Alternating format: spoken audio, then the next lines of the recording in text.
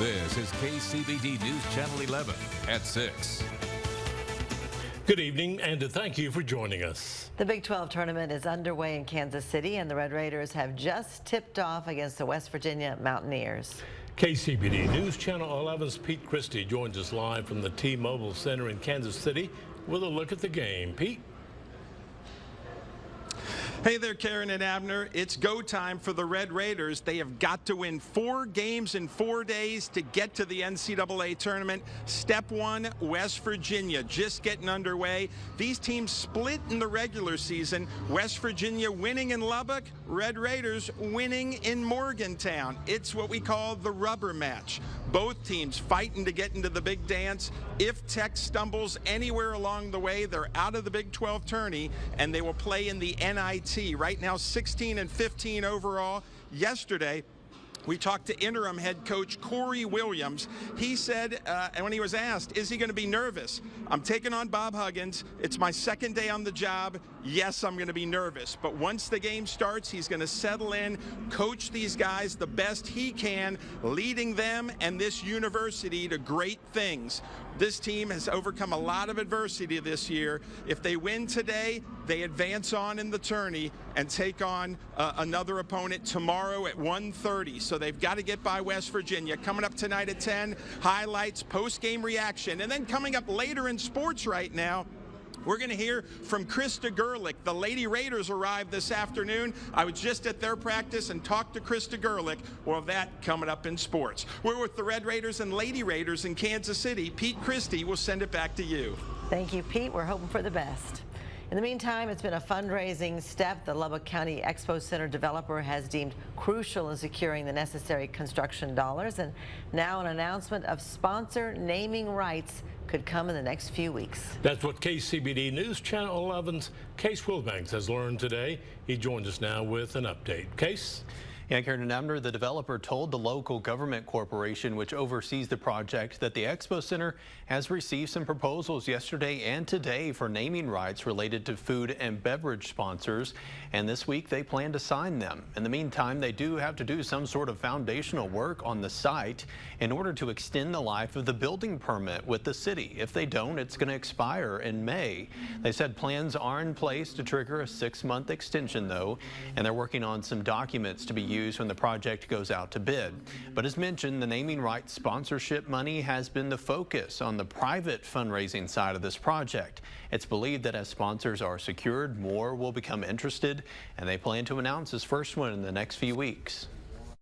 In conversations, of course, with other industry categories, and including on the title sponsorship, and in financial category, and insurance is not shown on there, auto dealers, telecommunications, and energy sector. So we want to keep the momentum going.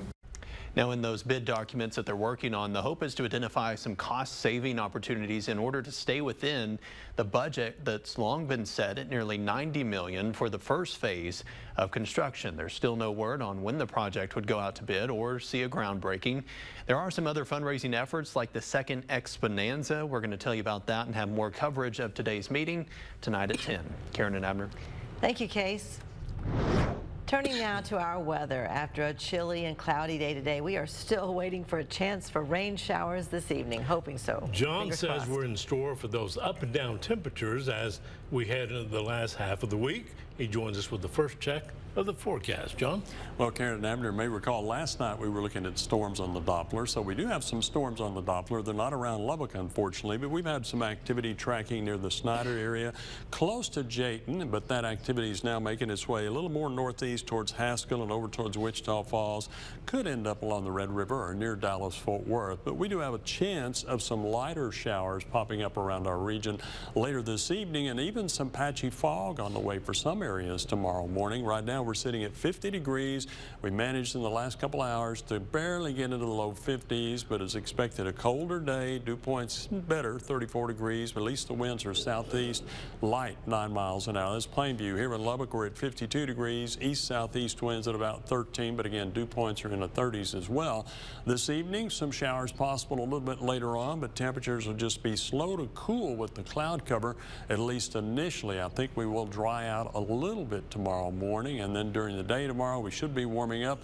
Temperatures in the 40s, temperatures around 70, but they're going to dip back again a little bit Friday, but Saturday is still looking like spring weather, but our rain chances pretty marginal for Lubbock, but we've got our fingers crossed. All right, thank you, John. In South Texas, 2 of the 4 Americans who were kidnapped in Mexico after crossing the border are recovering back in the U.S. Authorities say the 4 crossed into Mexico from Brownsville, Texas for a medical procedure on Friday, and when they got lost looking for the clinic, a group of unidentified gunmen opened fire on their car and then kidnapped them. They were found at a home outside Matamoros yesterday. 2 of the 4 Americans are dead. The other 2, identified as Latavia Washington McGee and Eric Williams, are recovering in a hospital in Brownsville tonight. Mexican authorities say at least 1 suspect is in custody. In New Mexico, Clovis Municipal Schools are implementing a new artificial intelligence gun detection system. The new system has been added to existing camera systems in all of its 18 schools. The software detects guns, then notifies law enforcement in seconds of the gun being caught on camera. The AI system comes at a cost of $345,000, which came from Federal CARES Act funds. However, the district notes the system only flags guns when it is not concealed. There are currently more than 1,000 cameras on Clovis ISD campuses. The district plans to install about 500 more in the coming months. In Austin, Lubbock Representative Carl Tepper has filed a bill that would prohibit affirmative action in some employment and college admissions in Texas. This bill comes as the Supreme Court is set to hear an affirmative action case claiming Harvard University's admissions are discriminatory against Asian Americans. Representative Tepper's bill, HB 3682, would prohibit any higher education institution from considering an applicant's race or other protected characteristic. The bill also prohibits affirmative action in relation to employment within government. That includes city, county, and state levels. The legislation would prohibit any such employers from considering race in decisions such as hiring, wages, and termination. Meanwhile, last month, Governor Abbott warned state agencies and public universities that the use of diversity, equity, and inclusion initiatives in hiring is illegal. The body of an airman from Roby, just northwest of Abilene, who was killed in World War II, has been identified after almost 80 years. U.S. Army Air Force Tech Sergeant Frank Farrell was killed in 1943 after the bomber he was an engineer on was hit by enemy fire and crashed in Romania. His body was not identified following the war and was buried as unknown. The Defense Prisoner of War and MIA Accounting Agency was able to identify him in January, 78 years later, using mtDNA analysis. Farrell will now be buried in Sylvester, Texas. Lamesa ISD has appointed a new superintendent following the voluntary retirement of Jim Knight in September. Now David Ritchie was named today. He was previously the principal for Lamesa High School and has worked in the district for nearly 11 years. He also served as Lamesa's football coach, a special needs teacher, and interventionist before moving to assistant principal and principal for many of the schools in the district. Ramen noodles. It's a common household meal that most kids love, and a lot of adults do too. But the cooking process is sending kids to the hospital here in Lubbock with severe burns. KCBD News Channel 11's Natalie Falkenberry spoke with the UMC burn surgeon who says they are seeing 1 or 2 cases a week. We certainly have kids who get total body surface area burns 10–20% from these ramen noodle burns. Dr. Peng says those burns can happen to children even if the water is not boiling. And we don't really get our adult skin until we're teenagers. So the burns are more severe with lower temperature liquids. making kids who are looking for a quick meal in the pantry more susceptible to ending up here. And they're not tall enough to reach the microwave, and their hands aren't quite big enough like adults. And so all this perfect storm kind of causes spills to happen. And this hot liquid, when it contacts the children's skin, can cause third-degree burns that need skin grafting. And while those spills are avoidable, it is something that UMC's burn unit is still seeing weekly. I wouldn't want parents to worry that we were necessarily pointing the finger. Ultimately, we want to make sure we're doing what's right by that child. Dr. Pang says if your child does get burned, whether it is minor or severe, assess the wound, remove any clothing that may be around the area, and seek medical attention. The sooner you can get to an emergency department or the burn center and have that burn assessed by a professional, the better outcome they will have. Natalie Falkenberry, KCBD News Channel 11. In October, the FDA announced a nationwide shortage of the medication Adderall, commonly prescribed to treat ADHD. KCBD News Channel 11 Sydney Lowther tells us why a local pharmacist says the FDA and DEA regulations are to blame for the shortage. Adderall is a stimulant used to treat ADHD by maintaining focus and keeping users on task, but it is classified as a Schedule II controlled substance. Chris Hobart, the owner of Highland Pharmacies, says this classification makes it harder to get hands on the drug. Limitations on how much can be made by certain manufacturers, which then is going to reduce your supply. Certain manufacturers even stopped making some of it due to the limitations being placed on them. New limitations include switching from paper prescriptions, where the patient can take the physical prescription to any pharmacy, to electronic prescriptions. The doctor will send it to me. I don't have the med in stock. I can call around, try and find it, but with supply being so limited, they may run out by the time it gets there. So during COVID, virtual visits allowed a more lenient way to prescribe Adderall to patients. According to an article by CNBC, Adderall prescriptions increased for adults ages 22 to 44 by 7.4% between 2019 and 2020. In 2021, prescriptions increased by 15%. decreased supply, increased demand. Now we're in a shortage. Chris says insurance companies are not adjusting to the shortage, so patients are having to pay out of pocket when their covered brand is out of stock. And Vyvanse is maybe 5 or 10 times the cost of just a generic Adderall. Even changing their dosage is seemingly impossible. Try and switch to a lower dosage and take more pills. And I've also run into that with insurance companies. They won't pay for more than 3 pills a day or 4 pills a day. Substituting for a drug like Adderall can lead to forcing patients to go without it and suffer withdrawals, or look into dangerous outsourcing methods. Sydney Lowther, KCBD, News Channel 11. The New Home boys basketball team is on their way to the state tournament in San Antonio today. Hear from head coach Kobe Abney coming up in sports. But first, John will have another check of the rain chances this evening and into tomorrow. Your complete First Alert forecast is next on KCBD News Channel 11 at 6. This is the First Alert forecast with Chief Meteorologist John Robinson. We've got the clouds, cool temperatures around the South Plains, and we had a few showers and storms. I mentioned the areas of southeastern South Plains. That activity kind of diminishing, although maybe 1 or 2 more showers could get close to Fluvanna or maybe Snyder in the next hour if they hold together. But looks like most of the activity is headed over towards Wichita Falls along the Red River, and there may not even be that much in the Dallas area. There's a weak disturbance tracking northeast, taking that needed rainfall with it, and might produce a few severe thunderstorms along the way. There is some intense lightning in that region, but leaving us with just slim rain chances coming up. So our raincast indicates that. We have the shower storms to the east. We'll see some spotty areas of light showers popping up, I think, throughout the evening and even through tomorrow morning. And during the day tomorrow, though, we'll begin to see some drier air edging in. Clouds will hang in through morning. There may be a few areas of patchy fog still hanging around portions of the South Plains. It doesn't look to be widespread at this point, but it just depends on our moisture, how the winds clear things out in the morning. Then during the day, hopefully we're going to see some sunshine. It may not be widespread. As you can see, we'll go from partly cloudy back to mostly cloudy skies, at least in the central southern South Plains, maybe a little more sunshine up in the northern South Plains. And that's going to be the key, one of the keys to the highs tomorrow. We will get a drier, warmer southwesterly wind, but these clouds will tend to temper the warm up across our region.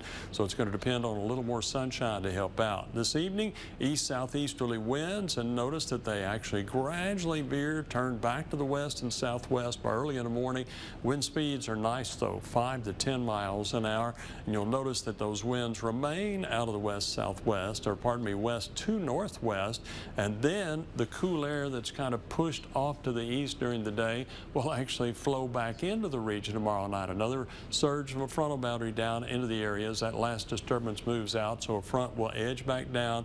That means cooler temperatures coming up beginning late Thursday afternoon into Friday. Not a major cool down, we don't think, like today, but temperatures a little bit cooler and winds a little bit higher Friday, and keep those temperatures mild. So looking for around the 40s, anywhere from the north all the way down to the south and the western South Plains. Similar numbers across the Cap Rock, and a few areas of patchy fog in the morning.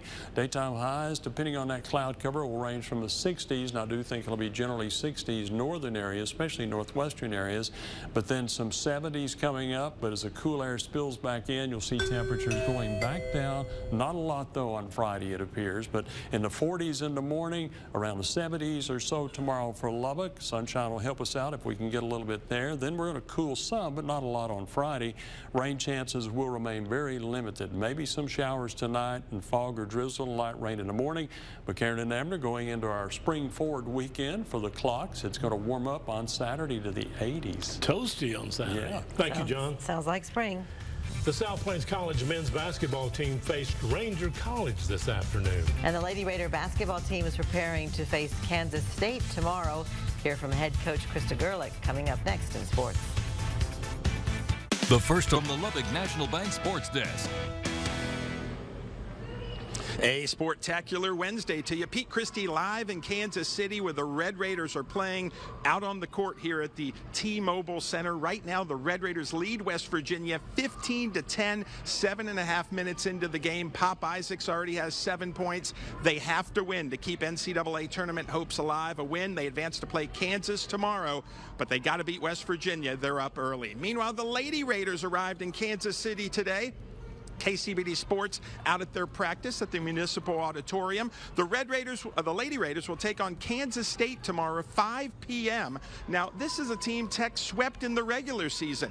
Maybe if they can get a couple wins, they already have 18, they could sneak into the NCAA tournament. So a lot on the line for the Lady Raiders, but Krista Gerlich pumped up that they've arrived in KC. We're excited to be here. It gives you just some extra goosebumps. You know, everybody has got a little bit of extra pep in their step. But, you know, the Big 12 does such a great job here in Kansas City of just welcoming us in, making us feel really special. And the branding is on point, and everybody knows that there's a big tournament going on. We like our draw, obviously. I mean, we feel like we've had success against the people that are on our side of the bracket. But as you all know, if we don't win the first one, you know, it doesn't matter. It is March Madness for the Red Raiders and the Lady Raiders. That's what's going on here in Kansas City. Let's send it back to Lubbock, to Berkeley Adams, who has more of the local sports scene. Thank you so much, Pete. Well, South Plains College, they took on Ranger College this afternoon at the Friendship Tiger Pit. First half, Ismail Habib firing early to tie the Texans with the Rangers. Now, Christian Coleman, he's down low for the pass to Malik Abdelgawad for the layup. Now, Habib later, he fights through the Rangers defense, makes the ball to net connection to put the Texans up by 1. Ranger College won 76-73 over South Plains College as Ranger hit a 3 with a second left to win in overtime.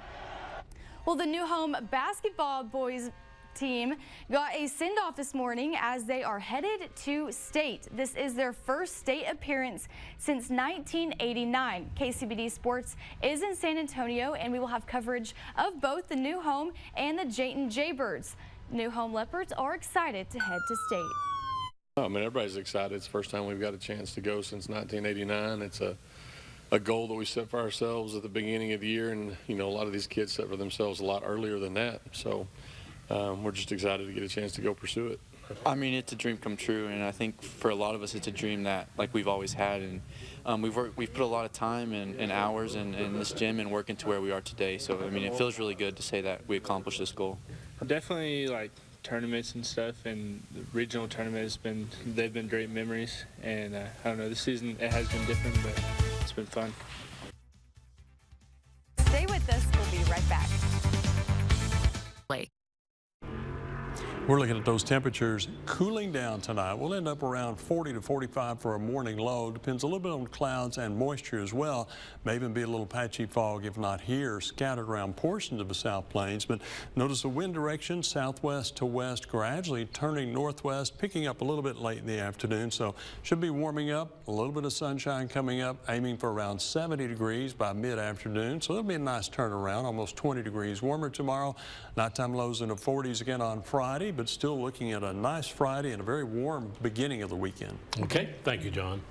And thank you very much for joining us. We'll see you back here tonight at 10. Have a great evening. Let's hope for some rain, and we'll see you back here in a few hours.